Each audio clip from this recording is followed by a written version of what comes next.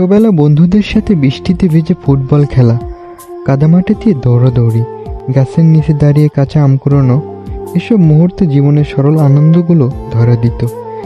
বিলের পানিতে নেমে মাছ ধরা, আর ঘরে ফিরে পরিবারের সবাই একসাথে গরম খিচুড়ি আর মাংস খাওয়ার মজাই ছিল আলাদা।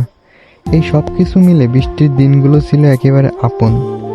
আর এখন বারান্দায় বসে কিংবা জানালার পাশে বসে টুপটাপ বৃষ্টি দেখে মনে হয় সময় যেন একটু থমকে গেছে। বৃষ্টি দেখতে এখনও ভালোই লাগে, মাঝে মাঝে এক কাপ রং চা হলে খেতে মন্দ লাগে না।